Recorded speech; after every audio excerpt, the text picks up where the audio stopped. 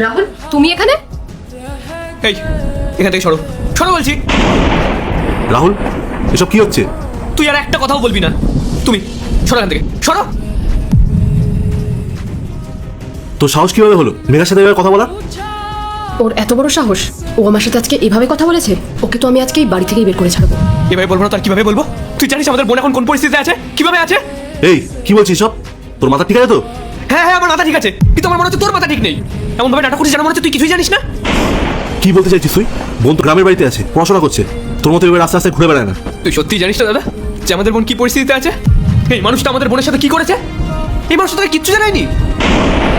তুই জানিস এই মানুষটা আমাদের সবার জীবনটা নষ্ট করে দিয়েছে। কি হয়েছে আমার বোনের? সত্যি করে বলতো। এই তোর এই ড্রামা বন্ধ কর। কি হবে এত নাটক করে? তুই কি সত্যিই জানিস না যে আমাদের বোনের কোনো খোঁজ নেই? এরপর কি হয় সেটা দেখার আগে মায়ের কাছে 5 টাকা চাইলে 10 টাকা দেই, একটা রুটি চাইলে 2টা রুটি দেই। সেই মাকে যদি ভালোবেসে থাকো তাহলে ভিডিওটিতে লাইক দিয়ে চ্যানেলটিকে সাবস্ক্রাইব করে কমেন্টে মা লিখে যাও। 1 মাস হয়ে গেল ও নিখোঁজ। ওকে আমরা অনেক খোঁজার চেষ্টা করেছি, কিন্তু কোথাও ওর খোঁজ পাইনি। তুই কিছু জানতিস না এই বাড়িতে কি হতো? তুই জানিস না এই মানুষটা আমাদের বোনের সাথে কতটা অন্যায় করেছে? আমি তোকে বলছি, আমাদের বোন না অনেক আশা নিয়ে এখানে এসেছিল তোদের সাথে থাকবে বলে, কিন্তু এই, তোকে কতবার বলেছি যে বারবার এখানে আসতে না? তুই আবার গ্রাম থেকে এখানে চলে এসেছিস? বৌদি, আসলে আমার দাদার সাথে না খুব দেখা করতে ইচ্ছা করছিল, তাই ভাবলাম যে এখানে 8-10 দিন থাকবো। দাদার সঙ্গে দেখাও হবে আর অনেক গল্পও হবে। কি তুই এখানে থাকবি?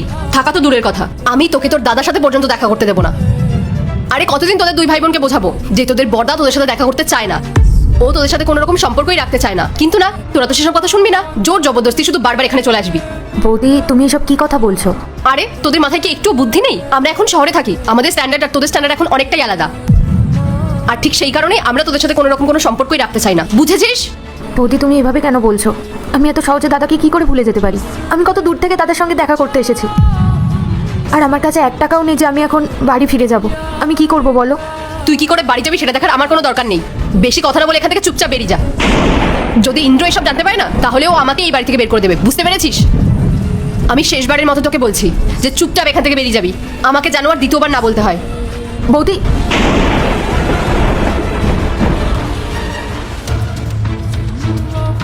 হ্যাঁ ছোটদা, হ্যাঁ আমি শহরে পৌঁছে গেছি, আর আমি দাদার বাড়িতেও গিয়েছিলাম। জানিস জানিস বৌদি আমাকে না বাড়িতে ঢুকতে দেয়নি, গেটের সামনে থেকেই বার করে দিয়েছে। বৌদি বলছে দাদা নাকি আমাদের সঙ্গে কথা বলতে চায় না, আমাদের সাথে নাকি সব সম্পর্ক ত্যাগ করে দিয়েছে।